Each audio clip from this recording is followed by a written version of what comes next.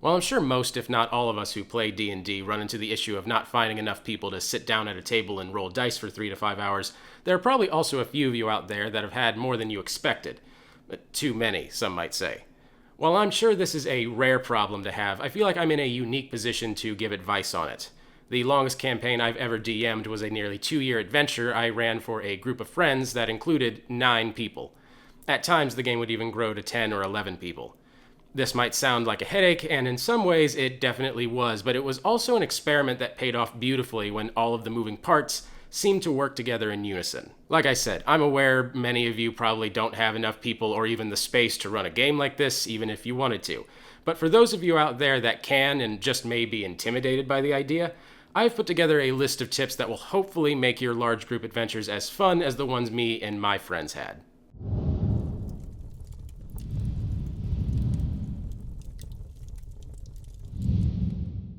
Let's start with the upsides of playing in a large group. To this day, the 9-person campaign we ran, also known to us as the Lesser Earth campaign, is still referenced by my friends when talking about great moments we've had when sitting around the game table. I think most of that can be attributed to the unique quests or hijinks a large group of players is capable of. For one, combat can be more elaborate.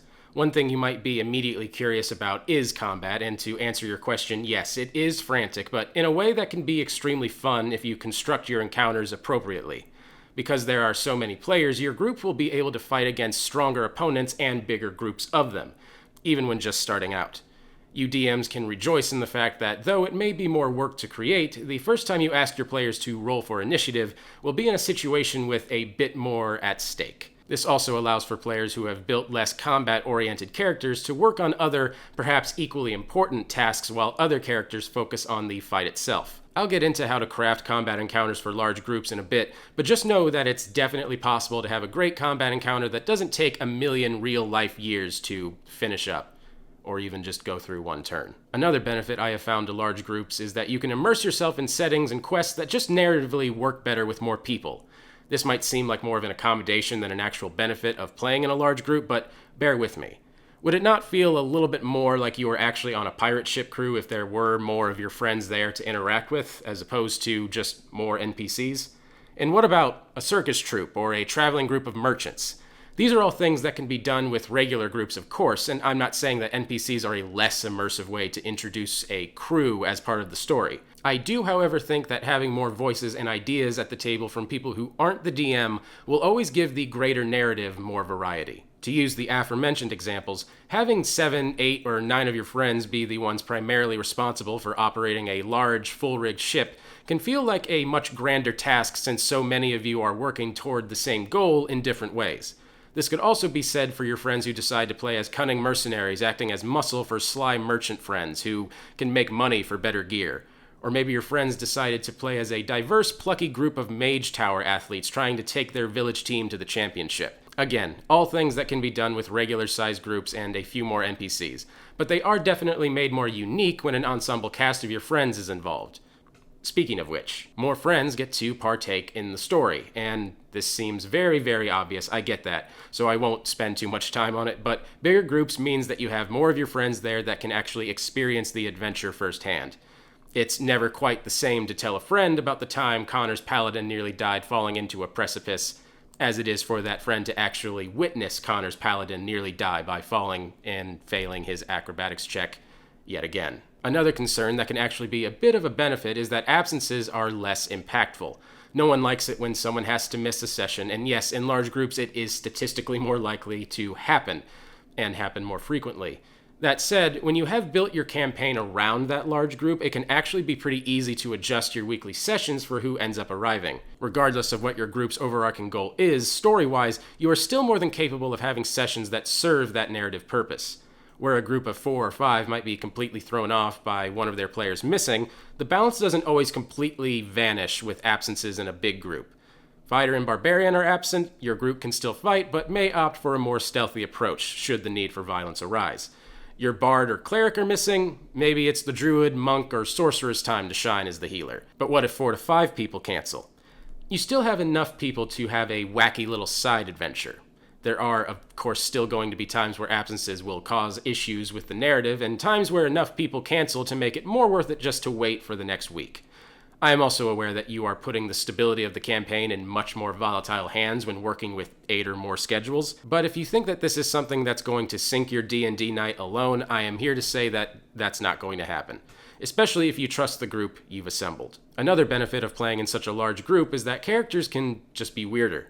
When the need for a balanced team is easily filled among so many, this leaves the door wide open for players to try out strange characters and even stranger multi-class builds. While I'm not saying your party can just throw caution and strategy to the wind when leveling up, I am saying that the ideal character you have in your mind does not have to be sacrificed on the altar of min-maxing. Want to take a weird feat instead of a skill upgrade? Spend an irresponsible amount of money on an item that just fits your style? Or maybe you just want to make a character that's a kooky jack-of-all-trades. Not everyone is going to have the urge to make silly or experimental characters, but large group campaigns allow you a certain level of comfort to do so. If you decide to play as something like your dream, annoying, irreverent jester character you've always thought about, you still have at least 1 or 2 people that can handle combat as well as more delicate social encounters. And this is a bit of a weird benefit, but party splitting is actually more engaging with more people at the table. This is not going to work with every DM's style, but it's kind of surprising how much more natural it feels when the party splits up in a large group as opposed to in regular groups. I'm going to go over this topic in more detail in the tips section, but basically I think it only works so well when a large group splits up because each group and their goals are being catered to as opposed to just 1 or 2 people derailing a team effort. Another benefit I've learned about large group play is that new players have more space to learn from experienced players. In our Lesser Earth campaign, 4 of the 9 people had never played D&D before. Though they were intimidated at first, I think what helped them learn so quickly was being able to play alongside people, or friends rather, that could roleplay and navigate the mechanics confidently. This also gave them space to mess up without catastrophic repercussions for the rest of the group. I wouldn't say it's the perfect way to bring newbies to the hobby, not by a long shot. It is fundamentally different than how the game is intended to be played. But if you think your friends will enjoy the game more if they don't have a spotlight directly pointed on them, big groups are great for that, especially if your group is made up of very close friendships. To lead into the downsides, I figured I would talk about something that can be a little bit of both an upside and downside.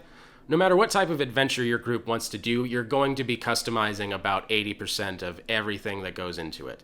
Not homebrewing, though that will come into play as well, but tweaking things like enemies, locations, lore, and even mechanics to better fit the dynamic of your large group. Many DMs are going to hear this and be excited at the prospect of needing to customize and put so much work into many different facets of the game for every session, but many are also going to be met with the realization that more players does indeed equal way more work, perhaps even exponentially so. Speaking of which, what are the biggest downsides of large group play? To echo back to one of the biggest upsides, it's true that combat can take a long time and can exclude non-combative characters very easily. This is the concern I think most people have right off the bat, and while there's a laundry list of ways you can avoid this pitfall, which we will discuss later, it is still a deadly pitfall nonetheless. More players means more turns, opposing ideas on how to handle given situations, and has a stronger tendency to exclude players that aren't big damage dealers. On top of trying to keep everyone involved, DMs will also often find that standard combat encounters are just too easy when you have so many people to soak up hits and dish them out. You can't carelessly just throw a few enemies at such a large group, but you also don't want to fill the battlefield with an excess of enemies. Strategy goes right out the window in many cases once you reduce combat to horde mode. It can also cause choice paralysis in players who may not see combat as the core thing they want out of their sessions. Throwing powerful singular enemies at large groups like dragons and such is also a little bit tricky. The strategy usually just boils down to get 'em each turn, and players eventually find their collective HP is kind of their biggest asset in any boss fight. So yes, it's a big issue that can't be ignored, but also one that I will hopefully teach you how to avoid. Another big issue that becomes amplified in big groups is murder hoboism.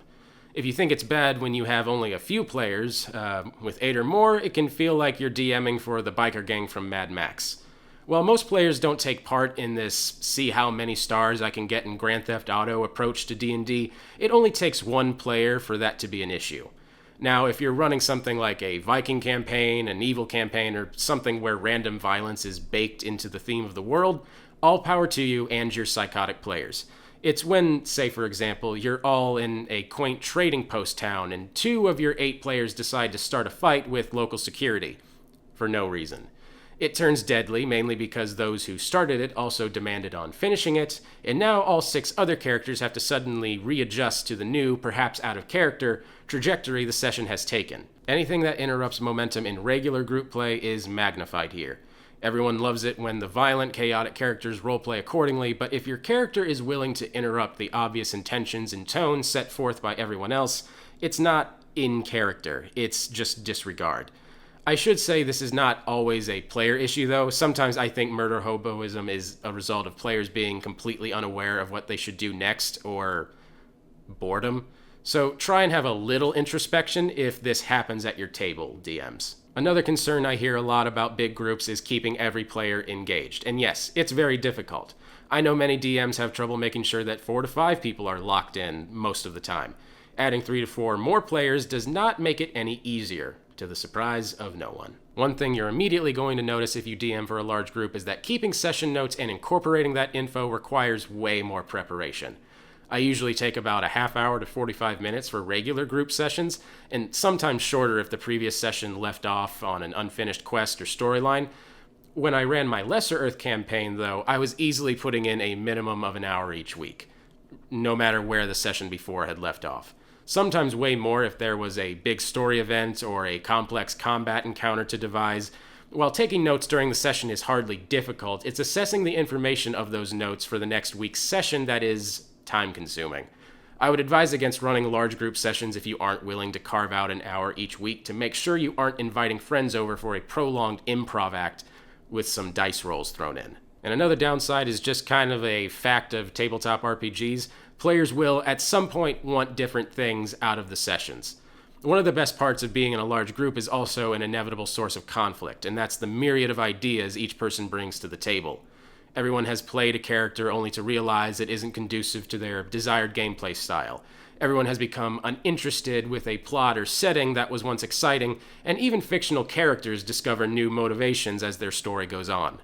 Most of these are just things that require a narrative pivot or character retooling, but in some instances, players may want to create new characters altogether or change what the campaign is all about. This is usually avoided by a strong session zero and no shortage of flexibility, but it isn't entirely avoidable. And then the last downside is scheduling. That's it. Scheduling is the downside, but with 8 or more calendars, not just 4 to 5. So scheduling. All right, time for the tips. I'll try my best to alternate between tips that can be somewhat planned out versus technique-based tips that can really only be practiced in the moment, during the sessions themselves. There are 17 tips here that I have for DMs, but also 3 that I have for players, as I think there's some dynamic changes that need to be addressed.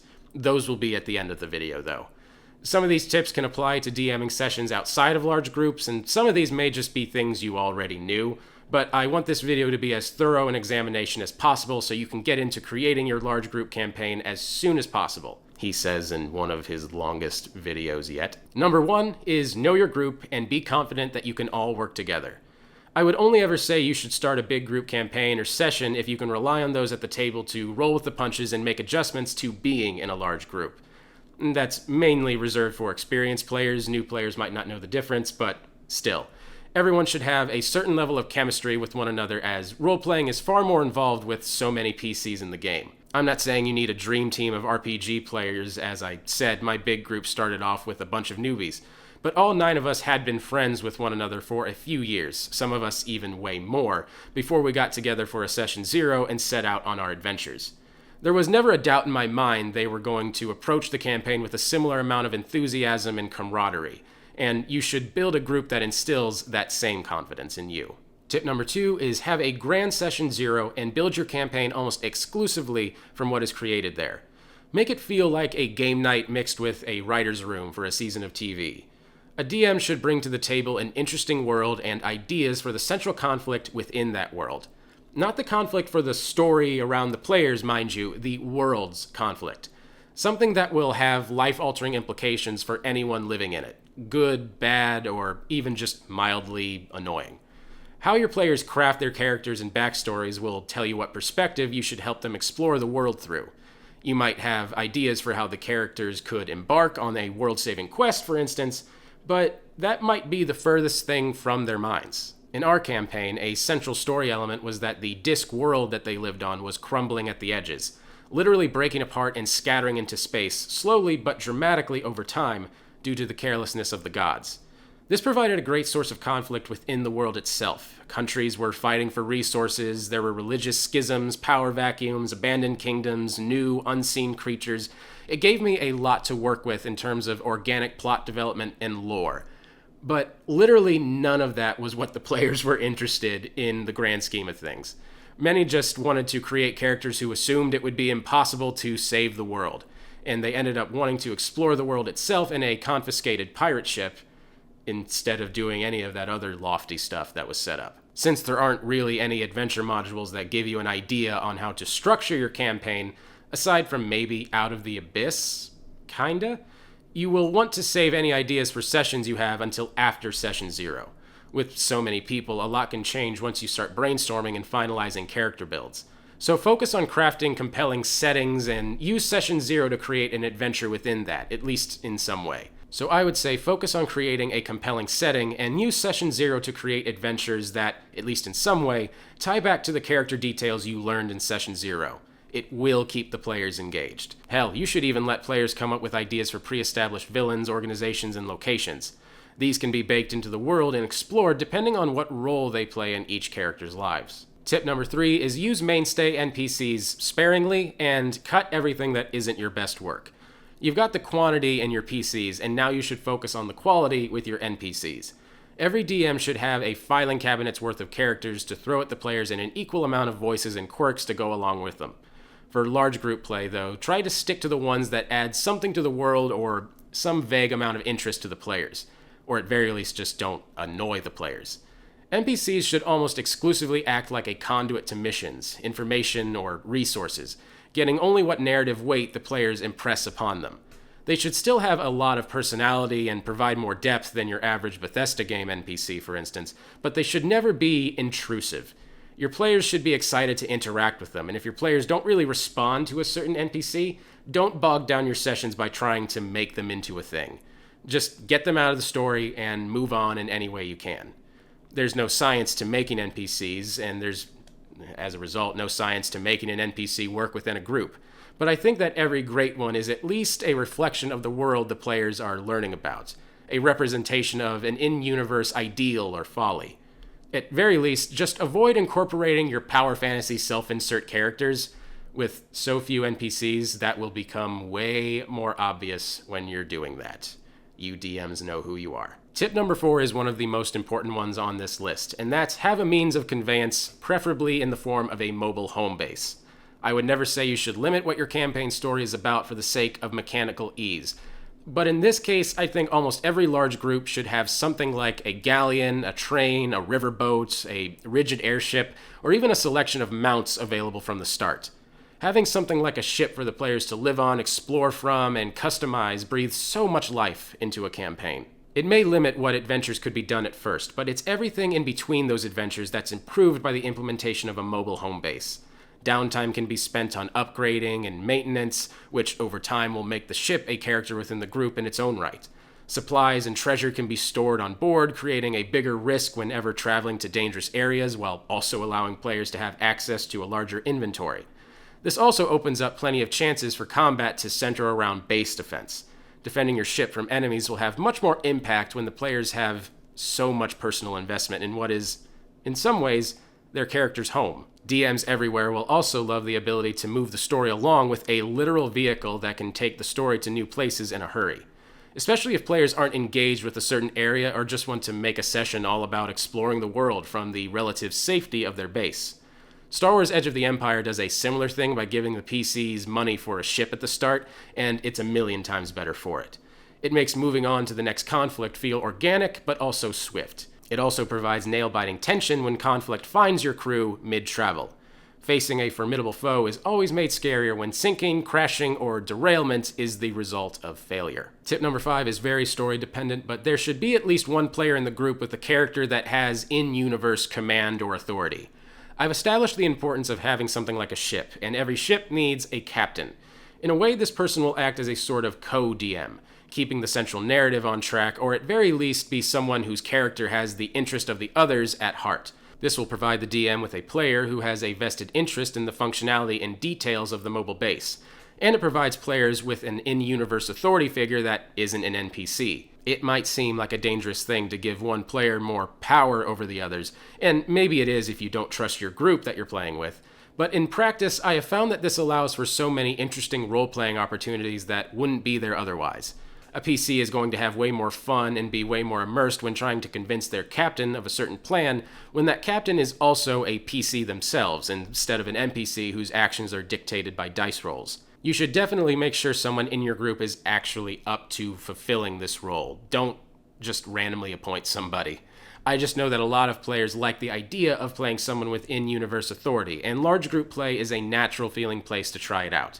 If you've ever wanted to run a campaign where one or a couple players are royalty, a noble, or a general, this might be the time and place to try it out. Tip number 6 is use as many or as few tools as possible to help make gameplay more snappy and involving, or just more efficient, particularly in combat. To you DMs out there who like using things like grid boards, status effects rings, props, and diagrams, large groups are where you're going to be firing on all cylinders. Engagement will always be what you should tend to first, and having ancillary tools to help keep that energy up is a must, if your group likes using them. Sometimes these things are fun luxuries that help to make the game easy to understand while also adding visual depth, and other times they're visually appealing wastes of time that bog down turns and take away from your game preparation. At worst, they're just a distraction from how underbaked a session is. You DMs that like these things probably already have wish lists full of toys and tools that you want to get for your campaign, probably based on things you've wanted to improve for future sessions. Just make sure everything you get is in service of improving the game, not just making it visually pleasing or proving that you're the DM with the most stuff. My group could have never made it through the Lesser Earth without some of these accessories, but I also know for a fact that some groups I've played in never really want to go near a grid board. Try to prioritize swiftness and efficiency over aesthetics and novelty. Initiation organizers are an example of a tool built almost exclusively for saving time. Dungeon Craft, probably one of my favorite DM tools ever, but also not a tool that inherently saves time. Also, not really useful at all if your group isn't dedicated to a grid-based gameplay kind of type. Try to collab with your group about what tools they would like to test out. Tip number 7 is make combat multifaceted, story-based, and dynamic, especially if their opponent is someone that's supposed to be intelligent or cunning. Think the Mines of Moria from the Fellowship of the Ring, or go look up that scene if you're the one person that plays D&D and hasn't seen those movies. You should never just be doing simple changes like multiplying enemy numbers or adding more HP to a boss fight. It isn't about making every player directly involved with the actual fight itself, it's about making every player feel like the fight would eventually go worse without their help. The monk and the rogue might not be much help in a direct fight compared to some other party members, but they can use their skills to distract, dodge, and sneak attack their way across a rubble-laden battlefield, providing disruption to an enemy advancement. The druid might be throwing out some buffs to support the healers, but what happens if one of the strongest enemy combatants on the field notices this strategy? Perhaps the enemy horde will soon become too much to bear, so the tabaxi and other fast movers need to make their way to ready the horses for a quick escape, while the damage dealers hold everyone else off. Death should always be on the table when a fight breaks out, and the stakes should be what drives the player's problem solving and quick decisions. Now, all that theoretical stuff is well and good, but combat will sometimes break out without any warning, which is code for the players start a brawl at a time and place you didn't expect. It can feel like all that planning and ludonarrative connection goes right out the window, but don't fret just yet. There are still plenty of ways you can couch this random fight within the story and make it seem more unique to the players. The core thing to focus on narratively during random fights is how the fight is affecting the surroundings. Are other bystanders bothered by this violent outburst? Do they encourage it? Is the location they're fighting in being destroyed in the process of their fight? Are there environmental hazards that other players can take advantage of? On top of all these details that can be added to the scene, you can also play your enemies with a bit more tact. Have the enemies run away if a couple of their friends get bodied. Have the local law enforcement break up the fight, allowing you to flesh out the setting and maybe even a new NPC. If there are creatures, have them work in a pack mentality to surround or trap the player. There are also a few simple tricks to keep players locked in and full of inertia. Since there are so many players, use the 110 rule to keep the pace up if you feel like that's needed, which basically means allowing each player 1 real-life minute to make their full turn during combat.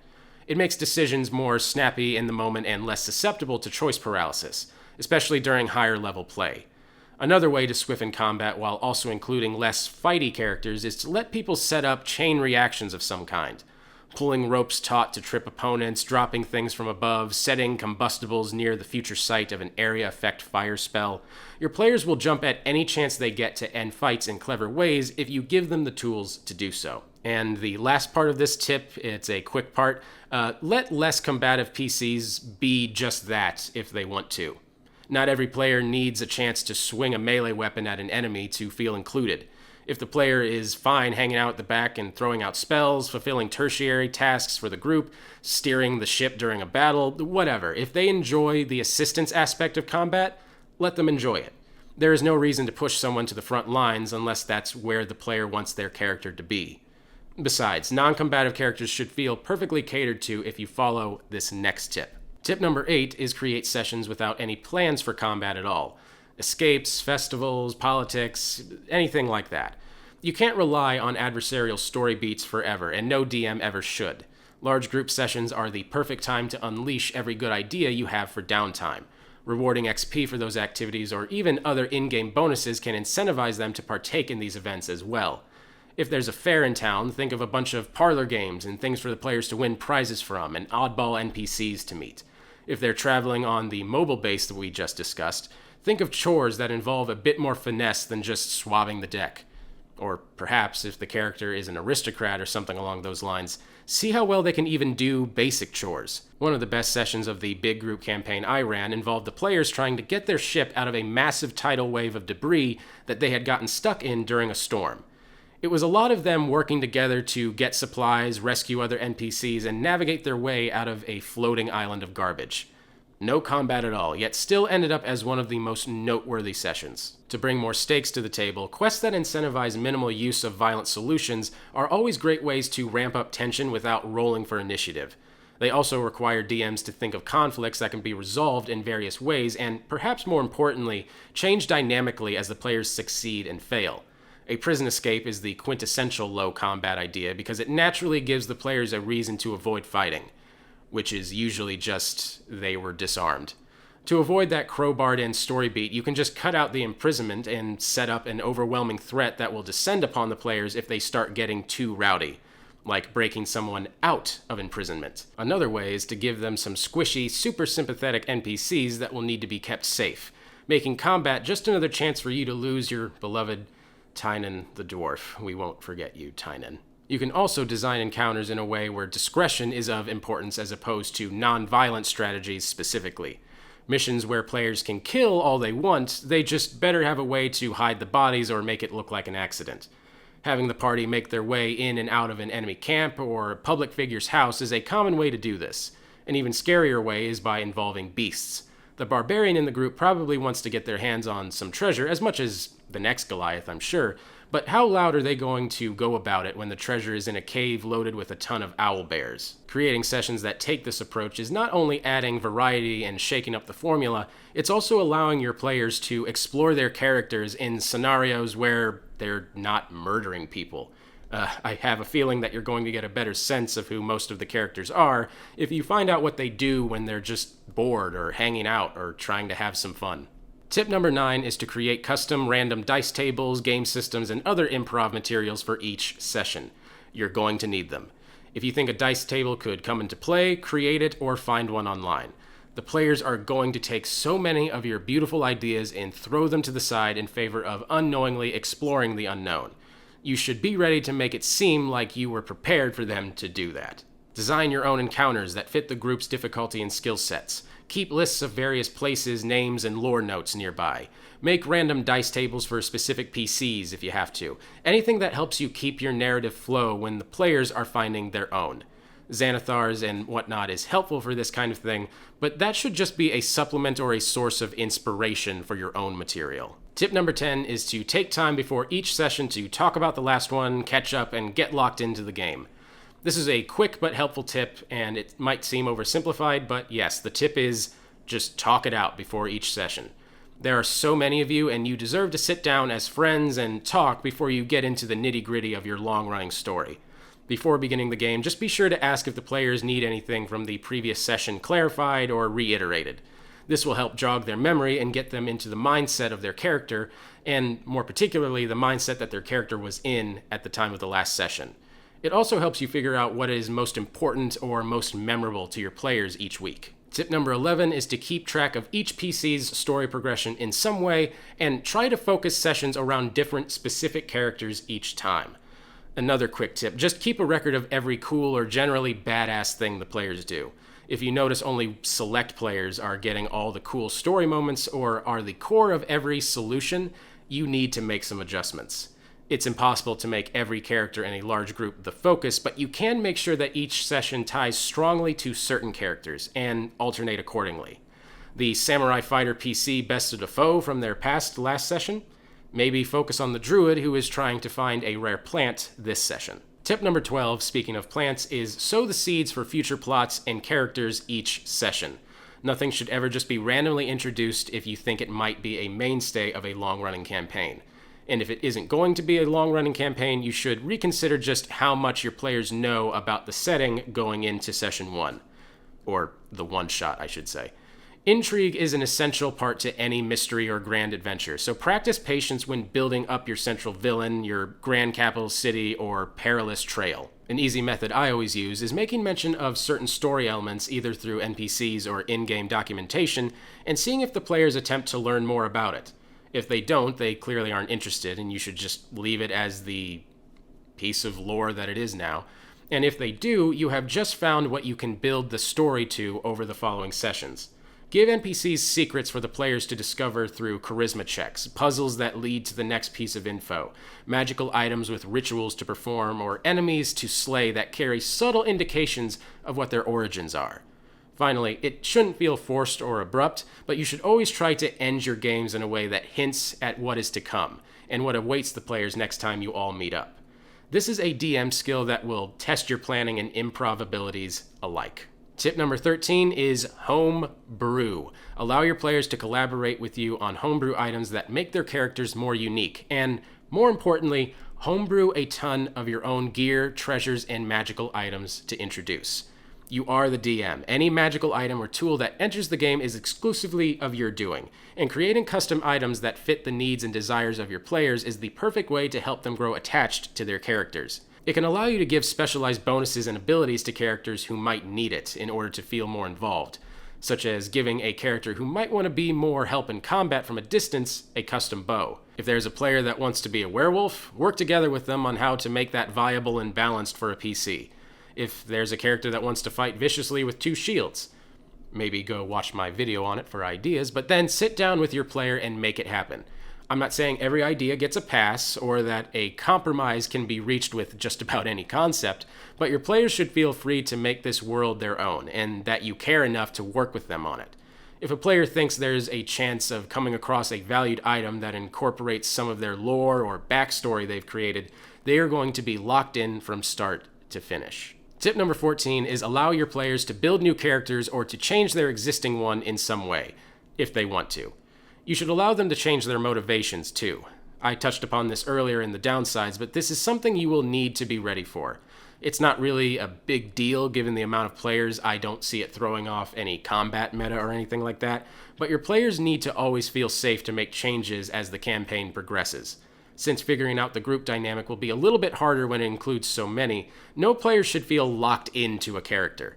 Whether they feel like they have just explored every narrative quality of a character, or even if that character is currently a major role in the story, collaborate on how to make the changes that they want. If our campaign was able to continue after our ship captain left the group to help save his hometown, I'm sure yours can too.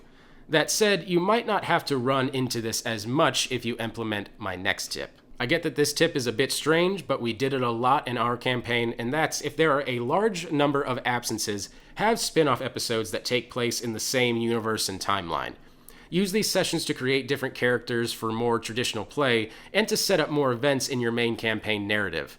I mean, Marvel does this crap all the time, so why can't you guys?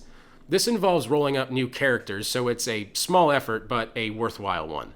One thing my friends liked to do when there were only 3 or 4 of us was run a slightly evil campaign where, instead of a ragtag group of sailors on quests, they played as evilish bandits trying to steal and sneak their way across the world. This also allowed for fun one-shots that took place during historical events within the lore of our game, or sessions that involved the ancestors of certain main campaign characters. Your game group might have a different idea on how to handle absences, but I cannot understate how great of a tool these spin-off sessions were in making the world feel more real to the players. Having one-shots where your player characters are soldiers or civilians during a noteworthy historical battle can add more depth or even mystery to what was once just a cool bit of lore. Or to tie into player character backstories, because players absolutely love that kind of thing, if you haven't picked up on that by now, you can explore how a certain character's family rose to prominence long ago by discovering an ancient treasure. This is something that is kind of in the spirit of the advanced D&D shared world narrative experience, just far less rigid and linear. Tip number 16 should be handled a little delicately. It's a little bit of a controversial opinion, but I mentioned this earlier. You should allow the group to split up to get more done, or if their character would just believably go in a different route. It's a juggling act, but can weirdly work better in large groups, especially if the 110 rule is used and the DM remembers to provide updated environmental details each round. In a group of 4 or 5, if the group splits up, it is usually a bit more of a drag to make the tangent flow with the rest of the session. Sometimes it can even derail a session entirely. So how does this magically change in a large group exactly? While staying together will certainly be how your sessions play out most of the time, in certain scenarios, splitting the party can either be a better strategy or just make more narrative sense. Mechanically, it allows for everyone to take on certain situations that are more in line with their skills. Narratively, it feels pretty seamless to interchange between groups, especially if both groups are relying on each other to get their respective jobs done. Since large group team splitting includes backup from the other PCs and role-playing interactions from the players themselves, it's much easier to keep narrative momentum going and doesn't instantly become a suicide mission if combat breaks out for one of the other teams. One group can distract nobles at an elegant gathering while the other sneaks around and sabotages their plans. One group can work on closing the castle gates while another group holds off some overzealous guards. One group can go out on a deep-sea whaling expedition, while the more animal-friendly characters stay behind to study wildlife for medicinal purposes. These are just a few examples, but as long as you have a good idea of what each character's strengths are, as well as what the players are looking for gameplay-wise, you should have everything you need to make customized missions that become Hitman-style sandboxes in the hands of your group. Now, all that said, I would highly advise against creating sessions with the sole intention of splitting the group. There are a few things more railroady than splitting up your group in inorganic or narratively obvious ways. It's really more about creating settings, NPCs, and threats that have multiple avenues to success. This is something DMs should be doing already, mind you, but in this instance, the trick is trying to create the risk-reward appeal of splitting up the group. If they, for whatever reason, decide to split up, the stakes should be high enough on each side that both groups will heavily care if the other isn't doing so well. It's probably going to be a lot harder to foil the plans of the nobles if one group is failing at being sneaky or the other group is failing to blend into high society. Tip number 17 is something that every DM should hear and be reminded of, and that's ask your players for honest criticism, especially at the start. Learning to DM a big group will take practice, and not everything you try will translate to a big group. Some players may still feel left out despite your best efforts. Whatever is holding your sessions back is never going to get fixed if you don't seek it out in good faith. If nothing else, I think the ultimate goal of perfecting a large group DMing style should be to create a sort of party game atmosphere where everyone feels like they are contributing and being catered to. Now let's discuss some brief player tips, and I'm not going to harp on this for too long because I never want to give players the impression that they should be told how to enjoy the game. That's kind of what DMs are there to figure out, but I do think there are some dynamic shifts worth addressing. Tip number 1 is build a unique character, but not a character that's difficult to play. Feel free to be experimental, but don't be random or obtuse. This is basically the only rule I would set on character creation. This is not the time to make something that intentionally eats up the action economy, disrupts the story with some attention-stealing quirks, or generally just annoys others at the table. Your character can annoy other characters, of course, just not the players that made them. If anything, I think this is the time to plan out a sort of ultimate character, or your ideal character, something that you put a little more backbone into planning out, and maybe even a few personal elements when creating the backstory.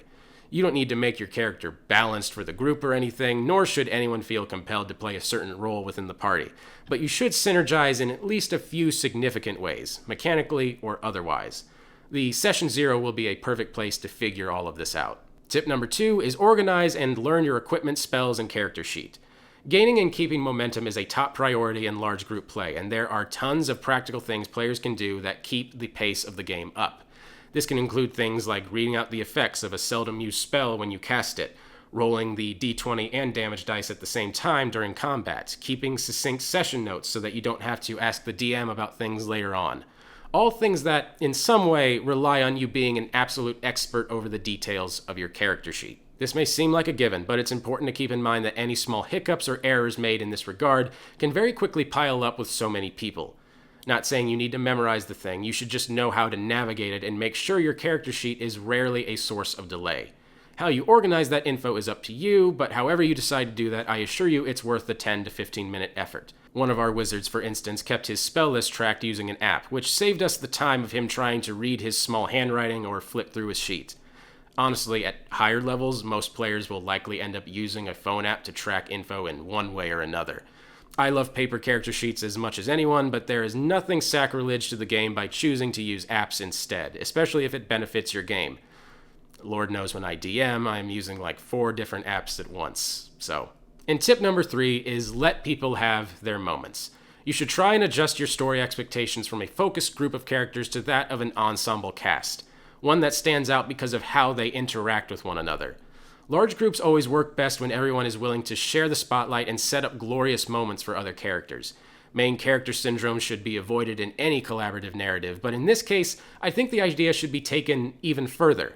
Every player should be setting up opportunities for their fellow adventurer, providing mechanical and role-playing alley-oops that help everyone share in the glory. If the DM is doing their job, you will get plenty of your own moments to shine that don't involve battling for character progression or XP with others at the table. Large group campaigns are not for everyone. Some aren't going to be interested in the idea, some don't have the people or the space, some are intimidated by the idea. Whatever your reason, it's valid. For those of you that look at this as a potentially fun undertaking, though, I hope these tips go a long way in making your giant party sessions the chaotic fun I know they can be. I've had so many amazing moments around my game table, but some of the most formative to my style as a DM happened during our large group campaign. Our party of 9, which occasionally included more, grew from level 1s all the way up to level 20s over the course of literal years, and in-game years. Taking part in quests parties of 4 to 5 only dreamed of being capable of. For all the effort that campaign took to properly function, I would do it again in a second with double the workload if it meant I got to explore the Lesser Earth with a giant crew of friends one more time. Thank you guys so much for watching. I really appreciate it. Be sure to like and subscribe because we put out new videos like this every week. And if you have your own tips on how to run a large group session, or if you've been a part of one yourself and want to tell me about it, please let me know down in the comments. I like reading about your guys' characters, campaigns, and funny situations. And like I said, the large group campaign kind of setting is a personally cherished part of my D&D experience. So let me know all about that down in the comments. Thanks again for watching. My name's Patrick Ferguson from Skull Splitter Dice, and until next time, farewell.